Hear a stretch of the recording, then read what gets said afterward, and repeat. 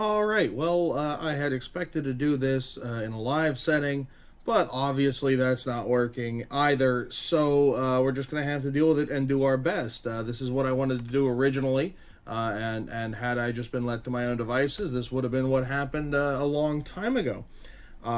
So instead of giving you the full long thing that I had put out to all of this, I'm going to do what would have been the 45-minute version, and hopefully it's short enough for you guys to handle. We'll see how this goes. I know it's not the same as having an in-person discussion, and I especially feel bad for fourth period. Miss you guys. Didn't even get a chance to talk to you guys as a class.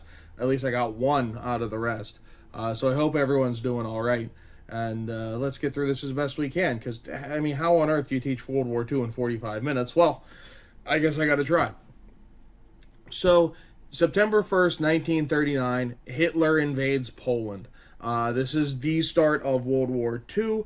Though Hitler had annexed other lands, he had done so democratically. This is the first invasion. And he does it using what's called blitzkrieg, or lightning war. Hitler fought in World War I. He was a courier, sending messages between the lines, so he knew the benefits of tanks. He saw what others did, and in that tanks should be leading the fight and taking the fight to the enemy, and then infantry can support the tanks, not the other way around. The tanks of World War I were slow-moving and meant to support infantry. So tanks rolled into Poland at 60 miles an hour, and no one was able to keep up with that idea.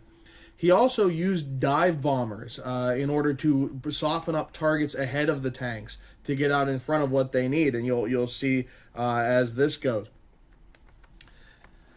Poland fell in about 2 weeks. All official resistance ended in a month, though you would get the Polish partisans fighting for a long time after that. France would be the second target. And after about a month, France would surrender as well, and the Nazis marched through Paris. Part of the interesting things with it is that Hitler found the exact rail car in which the surrender to France ending World War I happened, where the armistice was signed, and he made France surrender in that exact same rail car. A petty man, to say the least. Great Britain understands that there are major problems coming. They know that this is bad. They go to war on the benefits of Poland and of France, and a new Prime Minister, Winston Churchill, will be the one who is the leader in all of this. And he is the wartime leader that really gets Great Britain through all of this. And a true master of the English language. You really look up some Churchill quotes. He is a fantastic guy and a hilarious guy, and stuff. I won't waste some time now with it. But absolutely, my favorite character in history. Definitely take a look. So I meant to do this in interactive questions that you could do in the chat, so I want you to just answer to yourself. So Winston Churchill, British Prime Minister, is begging for the U.S. to get involved. But U.S. voters really don't want to go to another war in Europe. So here's our options. Do we promise to invade Europe and help Britain?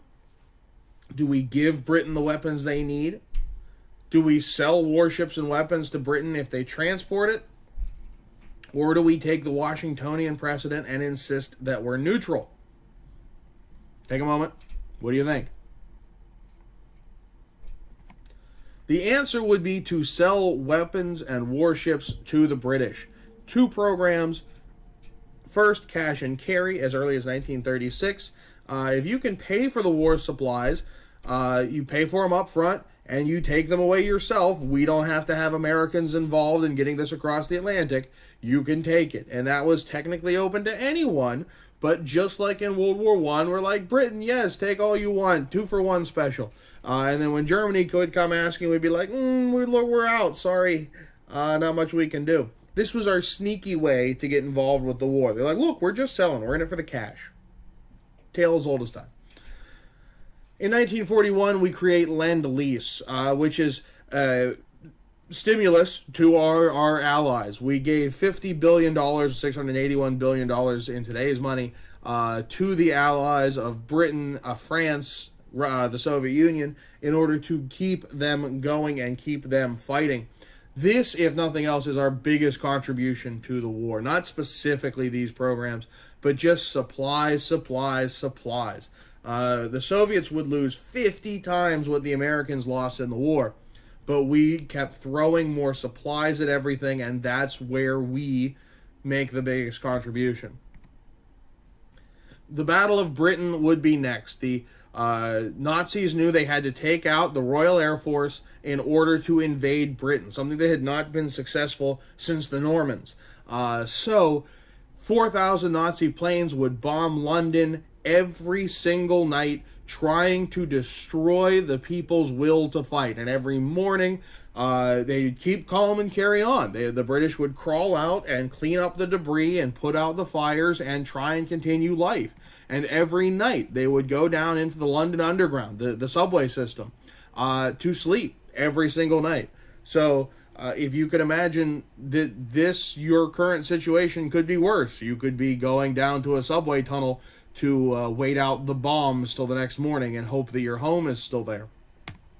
And when I say this was an intense and ongoing bombing, a website recently put together every single reported bomb drop in all of this. And so you can see that some of these have numbers, that's multiple cases there.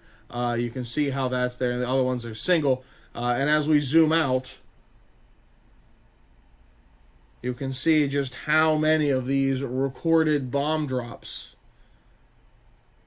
were across London. The Blitz was significant.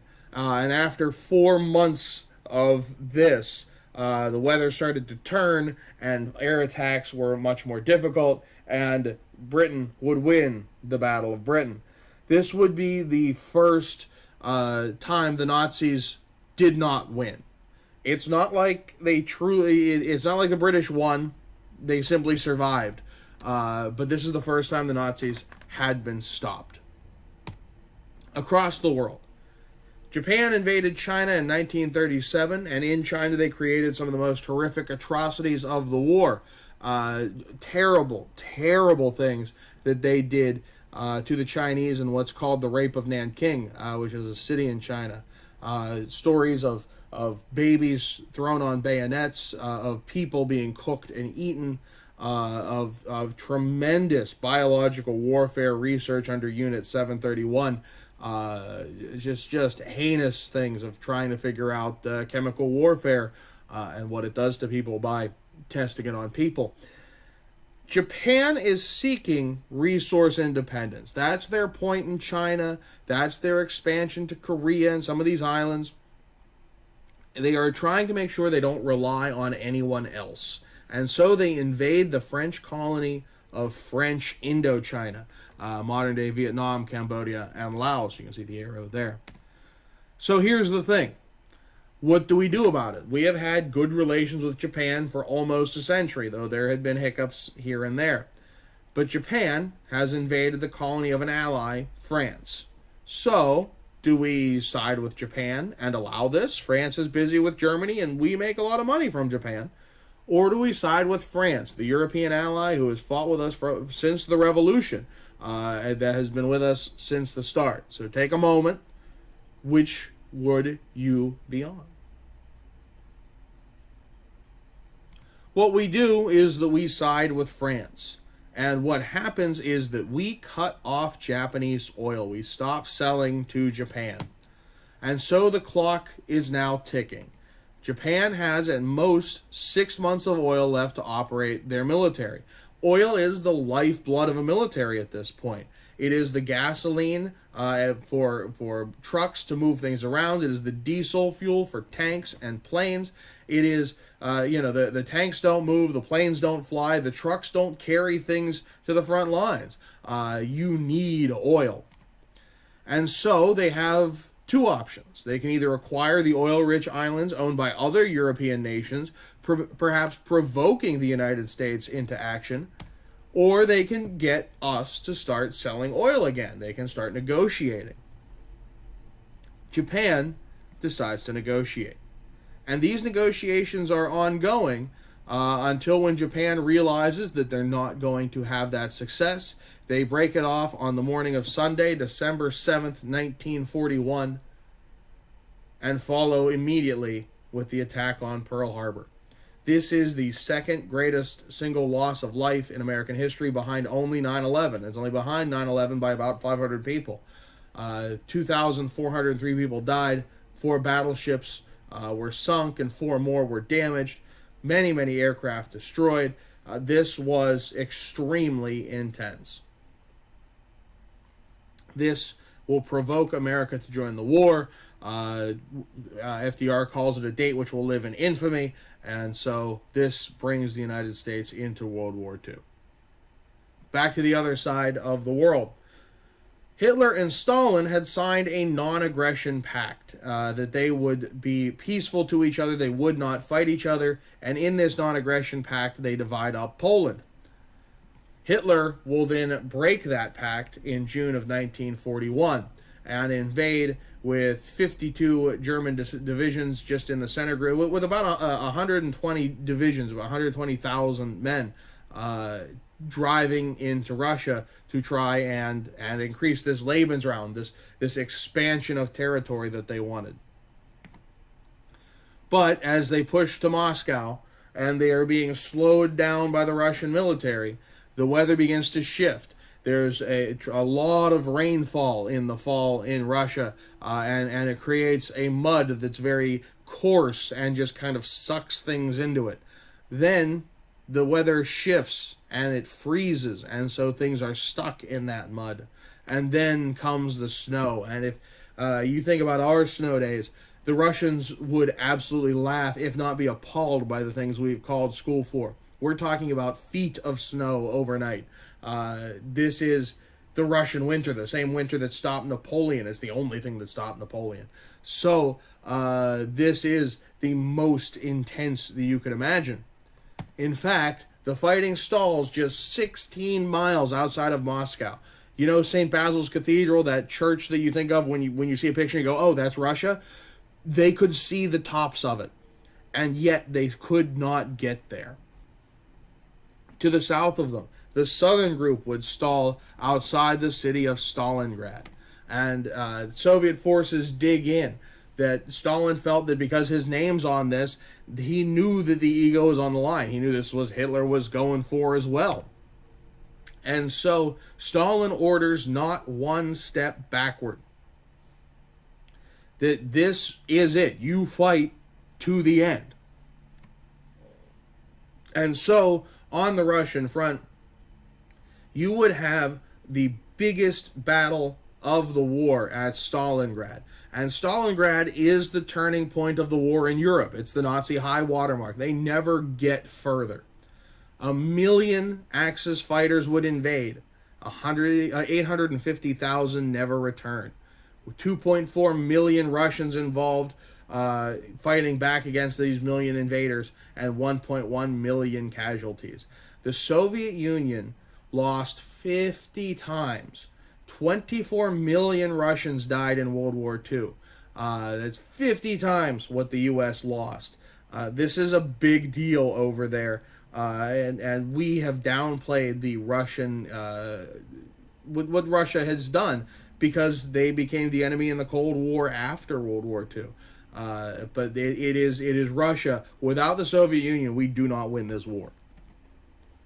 So now Stalin has been begging to open a second front, distract the Germans from the Eastern Front and Stalingrad and Moscow. We need to split them up. He actually starts accusing the Allies that he wants the Nazis to wear down the Soviets so that we can invade the Soviets after.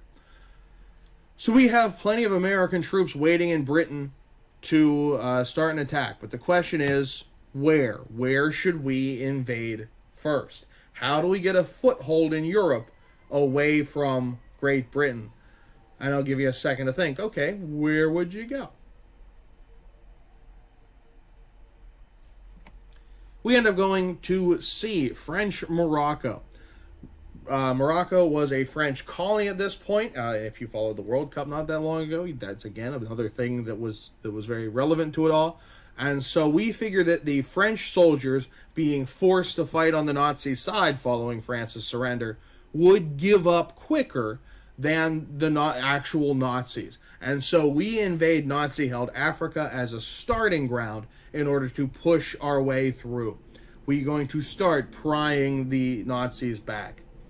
We have success in Italy after some first couple times major failures because we weren't used to doing this. This was our first go. And well, again, if we had tried to go off against main German Nazis at the start, we might have gotten our butts kicked even worse. So it allowed us to get some experience, get started. This is our first go at it. Following Africa, we push into Italy, starting at Sicily, and we work our way up through. As we get to Rome, Mussolini would flee from Rome and lead a resistance fight from northern Italy. At this time, Italy as a nation would switch sides and join the Allies to fight against the Germans. Mussolini would try to escape and would be captured, and his own people would shoot him, beat him, and hang him upside down naked from a rusty beam in order to throw tomatoes at him. It was a brutal death and one fitting of such a dictator. So now that we have taken Africa, we have taken Italy and knocked them out of the war, we now need to take on actual Nazis. We need to actually take it to the German war effort.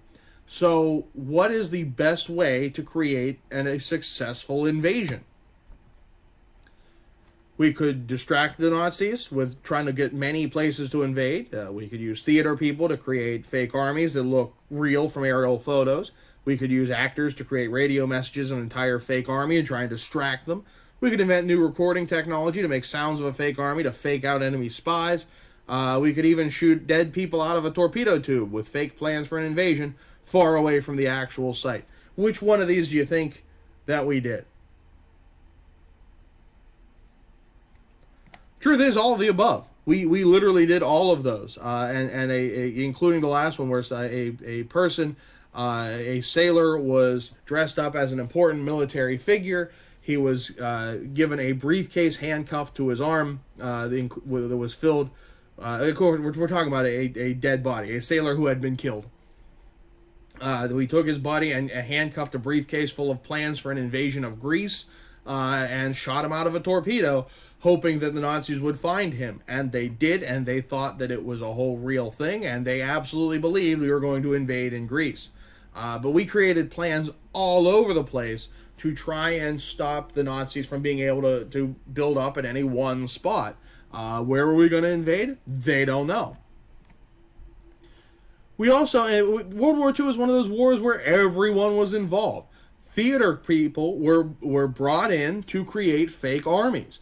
They call them ghost armies, inflatable tanks and trucks and guns, so that when Nazi scout planes would fly over and take pictures, they thought that these full armies existed, but they were inflatables. And you can look, they're quite convincing. The middle one is being carried by some people inside. We had sound techs working on better recording techniques, and so they recorded the sounds of an invasion force getting ready, and they played that in certain places where we knew the Nazis would be listening.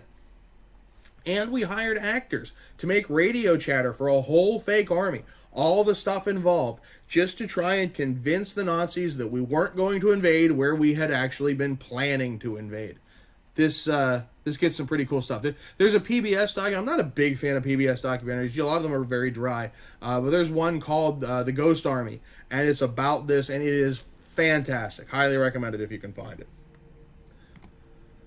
Which leads us to D-Day, June 6th, 1944. We had to take a start in an invasion. We had to find our spot, and it happens on June 6th. The Allied invasion of Fortress Europe. We needed to open a second front and help the Soviets and distract the Nazis from them. We also had to liberate France and begin a push on to Germany. And so we create the largest invasion of an amphibious attack, so going from water to land in history. And when you think about running on a beach, that's not easy. So that's why it's something like this is almost never done. 156,000 Allied troops would be involved against 50,000 Germans, 10,000 casualties in a single day, including 4,500 deaths. We see from the military, 6 deaths, 7 deaths in the newspaper in any one day, and it's tragic. But can you imagine how we'd react today to 4,500 never coming home? Staggering. Leading this invasion and leading all of the Allies at this point is Dwight David Ike Eisenhower. He is the commander of all combined Allied forces. He is above everyone, and he has to manage the many egos from all these very talented and respected generals who all want the glory. And he has to manage all of it. And with that, he would win the presidency in the 1950s and probably our last universally beloved president. On D-Day, there were 5 beaches at Normandy that we were attacking.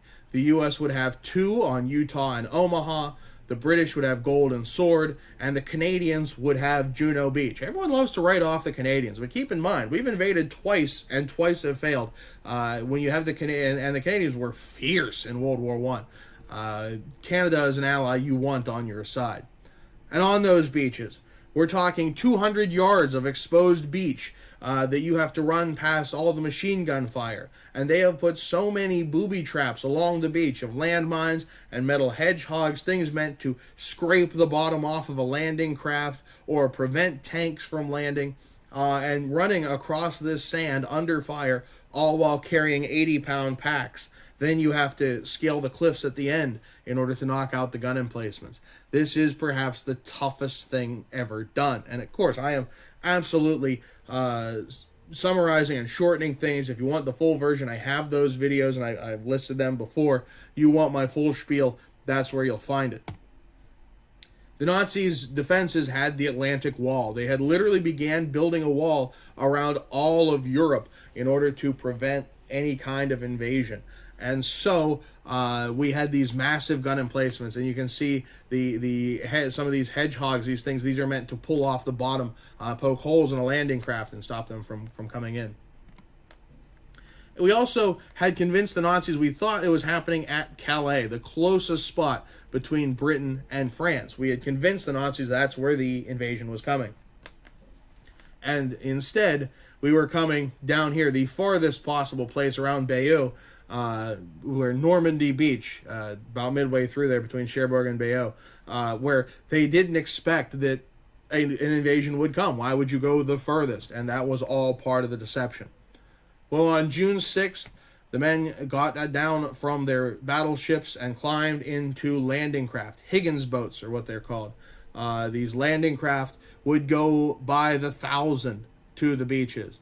And then finally, they come up on the beach. The door rolls down, and out send the troops. By the 1,000, working their way out to rush the beaches and find some cover and try and knock out the Nazis. These casualties were incredible, and the fight was some of the most difficult of the war. Fighting through this and pushing onward is one of the greatest accomplishments of the Allied militaries. And once they got onto the beaches and they had established a beachhead and started rolling in supplies and tanks, the roll through Europe becomes tremendous, pushing their way and eventually liberating France. But it was the Russians who would actually do the official taking down of the Germans. They got to Berlin first. And the Red Army, who had been rushing since Stalingrad to the west, storms Berlin, sweeps through. The fighting goes street by street until finally the Soviets will be the ones who take Berlin and end the Nazis. Above ground, Berlin had been conquered, and the Nazis were on their last legs. Finally, they find the Führer bunker, where Hitler was hiding out beneath Berlin. Hitler has been running the war from a bunker in Berlin, and he is becoming increasingly detached from reality, giving orders to armies that no longer exist, insisting that this will all turn the other way, divine providence will step in, or if Germany loses, it deserves to lose, and if it deserves to lose, it deserves to lose everything. You fight to the last man, which is simply not done. Likely he had Parkinson's disease, which a heavy symptom is an inability to make decisions, and the last footage of Hitler shows him his hand twitching quite a bit. So there's a lot of theories that we'll never truly know. As the Soviets close in, Hitler knew that he did not want to be captured by the Soviets. He thought, God knows what they're going to do to me. And so Hitler's generals will commit suicide in the Fuhrer bunker, including Goebbels, who would shoot his 6 children, his wife, and then kill himself. Hitler will kill himself with a cyanide capsule and a gun to the head. He didn't trust anyone to have just one of those options. He thought they could put a blank and I'd be injured and I'd wake up in Soviet control, or this cyanide capsule would simply knock me out. He went with both. And he would be burned in a ditch outside, and allegedly the Soviets found the corpse, but we've never truly known. Either way, don't feel too bad. It's Hitler. If there's anyone not to feel bad about, it's probably Hitler. With Hitler gone, he names a successor, Admiral Dönitz of the German Navy. Dönitz surrenders rather quickly in that this is hopeless and there's no use in fighting the last man. And so the war in Europe ends on May 8th, 1945, what we call VE Day, for Victory in Europe Day. Meanwhile, let's rewind a bit and shift to the other side of the world, to the Pacific Theater. The Japanese were ruthless, and usually I go through a number of examples of why this is the case. Essentially, the Japanese didn't believe in surrender. If you surrendered your humanity. That surrender was not okay, that you were to fight to the end, and the sense of honor was far more important than what you were going through. And so, prisoners of war were worked to death, they were tortured or killed, and rather than try and get prisoners of war back to the Japanese mainland, most of them were simply gunned down. One example I'll give you is Wake Island. Wake Island was taken the same time as Pearl Harbor. They were first attacked on December 8th, 1941, which is at the same time as Pearl Harbor, but international dateline and time zones, blah, blah. And they had held out for about a month until finally the Japanese Navy shows up and invades, and the U.S. military base simply cannot withstand that kind of an invasion. And so they surrendered to fight another day. Some 1,400 American prisoners of war were taken that day. By 1943, the U.S. is starting to turn the tide in the Pacific and is looking to take back Wake Island. And so in 1943, the Japanese begin killing these American prisoners of war. In 1943, with just 98 prisoners left, one American escapes and carves into that rock 98 U.S. PW, prisoners of war, and the date. When the Americans took the island, everyone was gone. They all were executed, and the Japanese claimed to have no knowledge of any of it. And this rock was part of the evidence against the Japanese after the war for war crimes. This is a common thing that happened with prisoners of war across the Pacific, that there would simply be none left. As we push through the Pacific, the one thing the Japanese wanted to hit was the American aircraft carriers. War is changing, and in the Battle of Coral Sea, we'll see a naval battle where the ships never see each other. It's the planes of one side versus the planes of another, and the Americans would stop the Japanese invasion of Australia at the Battle of Coral Sea.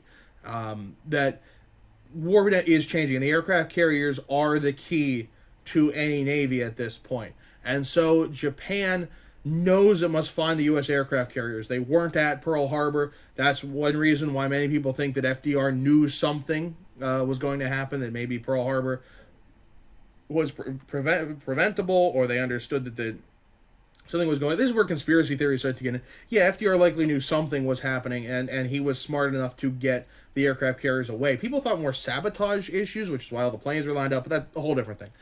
Anyways, Japan must find the U.S. aircraft carriers, and they hope that attacking Midway Island, a tiny set of 2 islands in the middle of the Pacific, hence the island Midway, if they attack Midway Island, the U.S. Navy will show up, and then Japan can knock out our aircraft carriers. And so they do, and it does, though we broke their codes and we knew something was up, so we were ready for this. The Battle of Midway will be the turning point in the Pacific War, with 3 U.S. carriers against 4 Japanese carriers, far outnumbered as far as U.S. to Japanese. The U.S. Navy pulls up one of the greatest upsets in world history. And this moment, the winning at the Battle of Midway, is likely where American superiority really happens. We had always kind of been like, well, we're good, but are we the best? And if we are the best, we really should just stay away from everything. This is where We Are America really starts. From here on out, America will have the upper hand in the Pacific. This is the turning point of the Pacific side of the war, just like Stalingrad's the turning point of the European side of the war. From here, we start to get bunches of kamikaze attacks. This is kamikaze. So Japanese pilots were being instructed to fly their planes into American warships. And this is extremely devastating. It's more effective than any bomb could be, considering the weight of the plane, any bombs that are loaded on it, the fuel on board, and just the speed at which it comes in. It is thoroughly destructive, and it's very hard to defend against, because usually you shoot at a plane and the pilot will want to get out and live another day, so that you don't have to actually really destroy them. You just have to make it so it stops functioning and the pilot will go off and live. That's not what happens here. These suicide attacks make it so that you have to shoot and destroy the entire plane before it gets to you, and that is not easy. Kamikaze translates to divine wind. That this is a reference to in the 13th century, Mongols twice tried to invade Japan. Both sides, typhoons, large storms, destroyed the Mongol invasion fleets, saving Japan.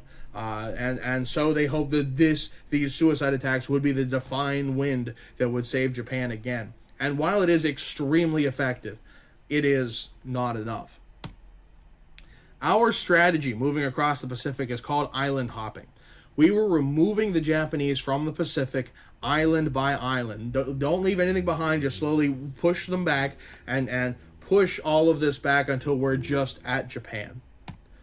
And so don't worry about the numbers. I'm going to throw a lot of big battles at you, but I want you to look at the actual things. So we have the American casualties, anything that takes you off the battlefield, and then the number of dead, and then the Japanese number of casualties, and in parentheses, the number of dead. Guadalcanal, 7,000, and so this is not of them. This is adding the two. 7,789 American casualties and 7,100 American dead. 19,200 Japanese dead. Tarawa, 2,101 American casualties, 1,696 dead. Japan, 4,690 dead. Makin Island, 185 American casualties, 763 dead. 395 out of 400 Japanese on the island were killed. Eniwetok, 879 American casualties, 313 American dead, 3,380 dead. What's missing here, and what I would totally have as the discussion point, is what's missing from the Japanese totals. The casualty number. There were very few wounded. It was negligible numbers, is what they considered. Not enough to even record it. Only the dead.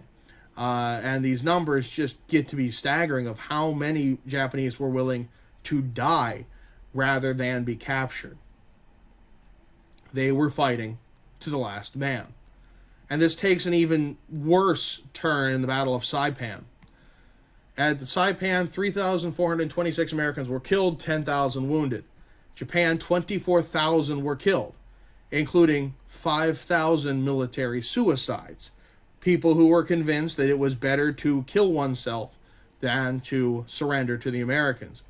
And the Japanese pushed this same idea onto the civilian population. They put propaganda out that the Americans were coming to rape the women and mutilate the children. And so we got 7,000 suicides of the civilian population.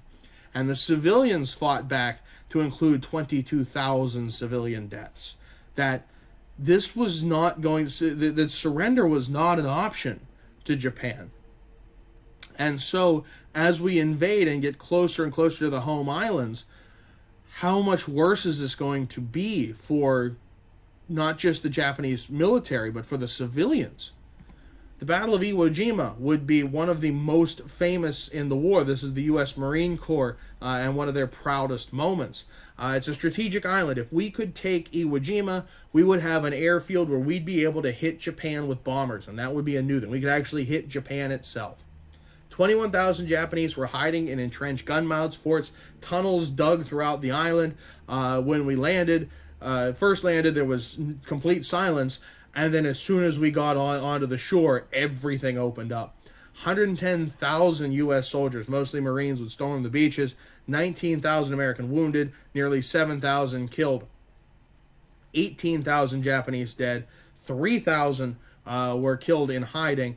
And 216 prisoners. And you might do the math on that. That's more than 21,000. Yeah, they actually added people as we bombarded the island for 2 months. They only built and built and built while under fire. The U.S. Marines would raise the flag on Mount Suribachi, the mountain there. It became a tremendous morale moment. That this photo was something that showed that we can win this. When there were a lot of questions going on and a lot of concerns about what's happening, we showed we actually can win this thing. And that was just huge for morale. And that particular flag is on hand at the U.S. Marine Corps Museum. And when things open up, again, I really hope you go and check that place out. April of 1945, Franklin Roosevelt, who was a year into his fourth term, suffers a cerebral hemorrhage and would die in his sleep. And this would be days of international mourning. That he truly was a beloved guy. And he was someone who was able to unite people who shouldn't have been able to be united. The Soviet Union is an ally of the United States. FDR truly believed in shades of gray. Everything is shades of gray. Everything is negotiable if you think about it the right way. His vice president, who is a year into his first term with FDR, is Harry S. Truman. And fun fact, the S doesn't stand for anything.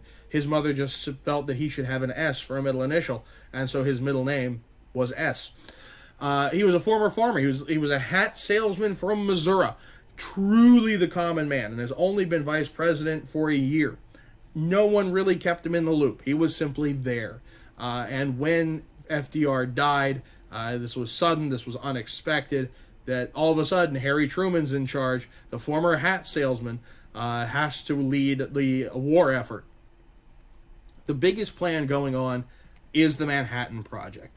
This is the greatest scientific effort in history, and it is done completely in secret. We created whole cities of scientists to research and take care of these things. Everyone from around the country had sent all sorts of materials, mining things that they had no idea what they were dealing with, and sending them to this top secret project. This was the project to refine uranium and create the atomic bomb. It was a necessary nationwide push to create the atomic bomb. The town of Los Alamos, New Mexico, which that's it today, a massive, significant city, was created completely in secret out in the middle of the desert. Everyone is working towards the atomic bomb, even though most people have no idea what the end goal is or what they're even doing. There was a woman who said that I worked at a machine and I had to keep a needle between two lines. It would bounce back and forth, and I just had to turn knobs to make sure that needle stayed straight up. She didn't know that she was helping to refine uranium. She just simply knew she had a task. She knew it was important for the war effort, and so she did it. And she did it for years and didn't know until long after what she was doing. This is a testament to what we can do when we really put our minds to it. Two atomic bombs, with two different types, were created. The Fat Man, which is made of uranium, uses a lot more uranium and is a lot surer to actually go off. This was all extremely experimental technology. They didn't know that this would work. The Fat Man was pretty sure, like, yes, we know this will work, but it takes a ton of uranium. The Little Boy on the left is plutonium-based, a lot less uranium involved, but it was an experiment, so they had to test this. We would create a third bomb, which would be called the Gadget, which we tested that thought in 1945 in the New Mexico desert. So, we have this bomb that can wipe out an entire city.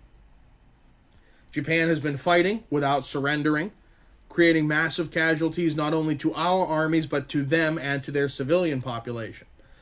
The estimates for invading the Japanese home islands are 1 million American casualties, and in fact 500,000 Purple Heart medals would be created. The Purple Heart is the award given to someone who was wounded in military service. We used those medals up until Desert Storm in 1991. That's all of Vietnam, that's all of Korea, that's 40 years of fighting. We used the supply that we had created for the Japanese invasion. The atomic bomb is expected to destroy entire cities, and cities contain tens of thousands of civilians, not just military. So the question, should we use it? In the end, there is no right answer. Yes, it helped win the war.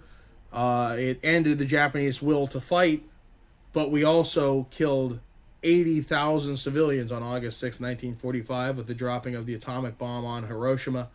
You can see the plane over at the Udvar Hazy Center. The Enola Gay is the bomber that dropped the atomic bomb, and it's there, and there's a real sense of history around that thing.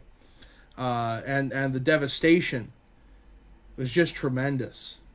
And the stories that come out of the people who survived this are some of the saddest things ever. The radiation involved, we didn't really understand what all was going to do to these civilians, which, perhaps they were working in war industries, but did they deserve this? But Japan did not surrender, and so 3 days later, on August 9th, we drop a second atomic bomb on Nagasaki. 25,000 civilians are killed.